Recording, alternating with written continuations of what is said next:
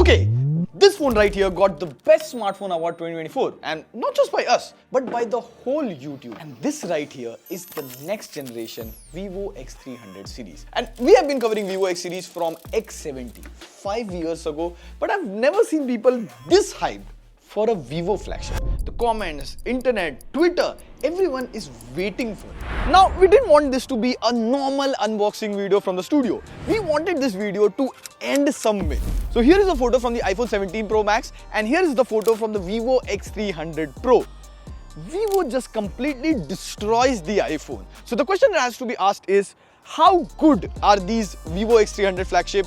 And how good is the new OriginOS? And most importantly, since all flagships that we have seen have had a price hike, what is the price of the Vivo X300 and X300 Pro?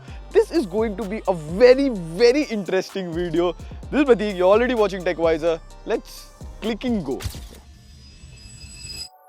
Now, starting with the unboxing here, the X300 Pro comes with the phone, a case, some paperwork, a 90-watt fast flash charger, a Type-A to Type-C cable along with a SIM ejector tool. More or less, it is the same stuff you get in both the phones. Now there's also a teleconverter lens, co-developed by Vivo and Zeiss. Now there's also extender kit for the base version as well. And we'll get to the pricing, performance and everything in just a moment. And a small disclaimer here, we'll start with the X300 Pro and then we'll come to the X300 as well. And for your ease, we'll add the chapters and timestamps. Now, before we get to the camera of the X300 Pro, there are 5 major changes this year. Like, first of all, the phone is now more squarish. The back glass display is all flatter now. Last year, it had that quad curved display. Now, Vivo still retains that huge camera bump. Like, if you look at the phone straight up, you won't notice it. But the moment you turn it sideways, the bump here is pretty big. Even compared to the X200 Pro, the bump has gotten bigger. But surprisingly, even after this increase, the phone is 2 grams lighter. And majorly that is because all the 2 color variants are now fiberglass. So it comes in 2 colors now, Dune Gold and Elite Black. Now the weight distribution has gotten better. So see, if I keep this X200 Pro on my finger, see, it is tilting a little bit to some extent that the phone might actually fall. But same, if I do with the X300 Pro, I keep it like this, see, it stays straight. So the weight distribution has gotten better. Now the side frames are made up of armor aluminum, and on the left you get an extra button. Now every flagship this year has now gotten an extra button. Welcome, I predicted this 6 months ago. Subscribe for accurate future predictions. Tech only. Maybe astrology someday. Overall in design, the X300 Pro is very close to last year's X200 Ultra, which was just China exclusive. Now for those accidental drop or splashes, it comes with IP68 plus IP69 rating. Now this year, the X300 Pro comes with Vivo's own microcrystalline glass on the front. Now it is supposed to be 110% better drop resistant than last year. And no, I'm not going to break the phone and test that. But overall, with the build and design, the X300 Pro feels like a flagship. Also, another thing which is upgraded this year is battery. The X300 Pro comes with a 6510 mAh Blue Volt battery that's 500 mAh bigger than last year. Now, I don't want to get into so many technicalities, but this battery right here has 5% silicon content and it provides 1000 cycles of battery life at the same performance. Just to give you perspective, the iPhone gives 500 cycles. Also, similar tech is used in solid-state batteries in EV.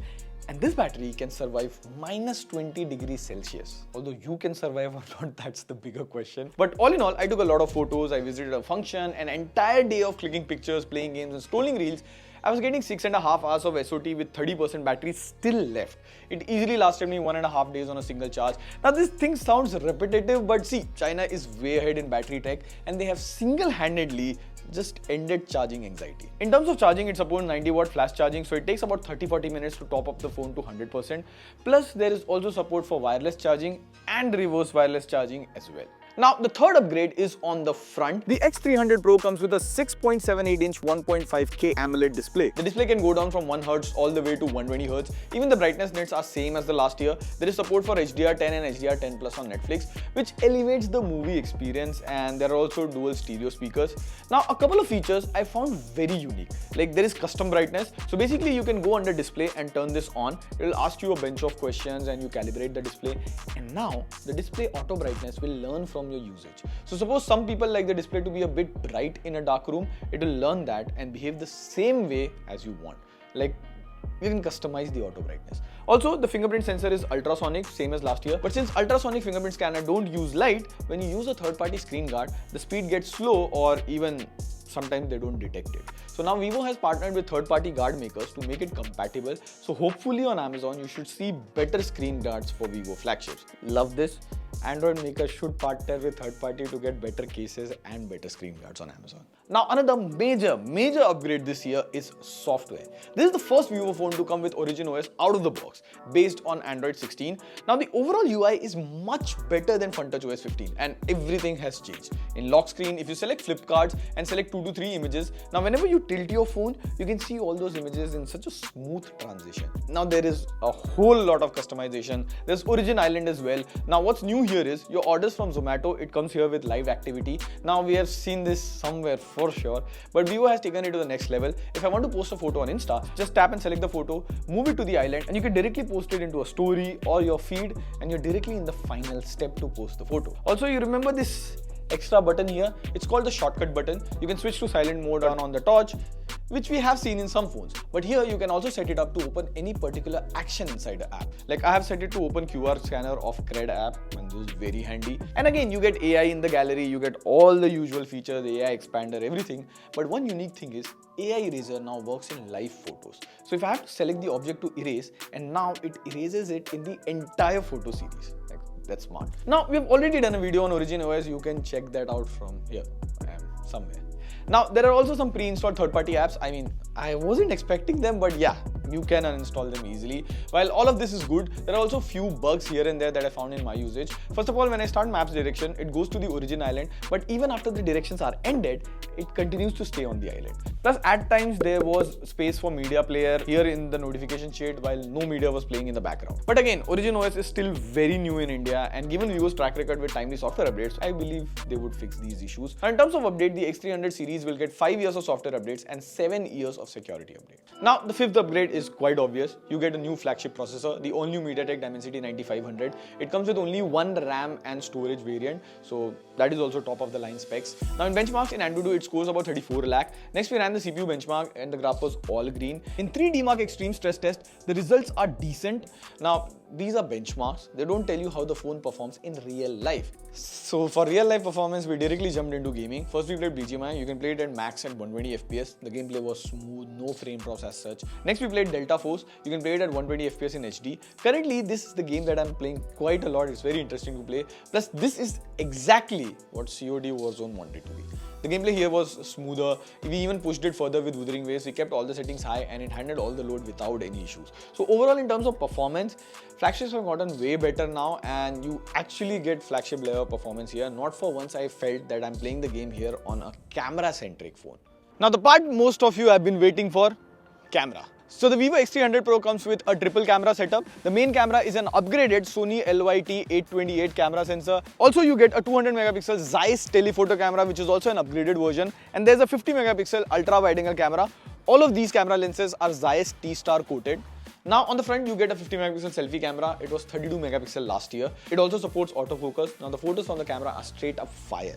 And the zoom is one of the best, like main picture, zoom photos. And it's not just photos. The zoom is insanely good even in videos. Now this year there are 3 different chips to process photos and videos. There's VS1 and V3+. So as soon as you open the camera app, the VS1 pre-processes the photo, then Dimensity 9500 processes it, and finally V3+ processes the image or the video. So after you have clicked the photo, it takes a bit of time to get the final result, but no matter how you click the photo, you shake your hand, everything, the end result is sharp. See this fire image? This is straight up from the main camera. There is no special mode, no filter, nothing. And this is possible because of the main camera upgrade. See, if I'm standing in front of a bright window and this is iPhone versus Vivo, you see the end image in Vivo is so balanced out. The newer sensor on Vivo has way better HDR capability. Even the portraits come out good, like look at the edge detection. Now again, there are hell lot of modes and customization on this, but we clicked most of the photos in texture mode, which was default. Now in videos you can shoot in 8K, but we do quite a lot of shots on 4K 120 FPS. Now kudos on this, the inbuilt video editor is phenomenal. You can just use the normal editor, slow it down, or you can just swipe and go to the Pro video editor. Now I can add clips, cut them, slow it down in parts. You can easily make a story or even a small reel on the phone itself. Now the teleconverter kit. So you just hook up the lens, and as soon as that is detected, you get this small icon. Now the good thing is the lens doesn't cover both the sensors. You can use the lens in videos, Pro video mode, everywhere. And have a look at the photo. Like, not just iPhone, this is the best phone to take photos and videos. And if you get the lens, I don't think you need a photo camera on tray. Now, I can nitpick a few things on camera, like personally there are a lot of modes and settings. It will take you 2 to 3 months to understand everything. But again, it is made for camera enthusiasts. We need those modes and settings. And now, we'll surely do a mega smartphone camera comparison. 10,000 likes, we'll drop it next week. Now, coming to the X300, the moment we unboxed the phone in office, oh my god, like what a beauty. Phone looks so tempting that me and Shobik had a small discussion on who would use this. And mutually we decided that he'll use the phone. God damn it! But keeping all of that aside, this velvet red color is the same that you get on the China exclusive X200 Ultra.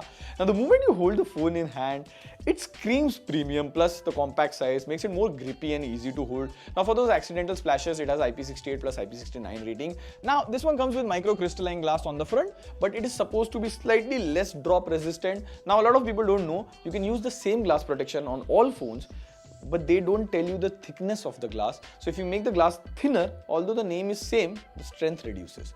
Next, in terms of display, it comes with 6.3-inch AMOLED display. The display here is as good as the X300 Pro. In terms of performance, it has the same processor, so it scores about 34 lakh on Antutu.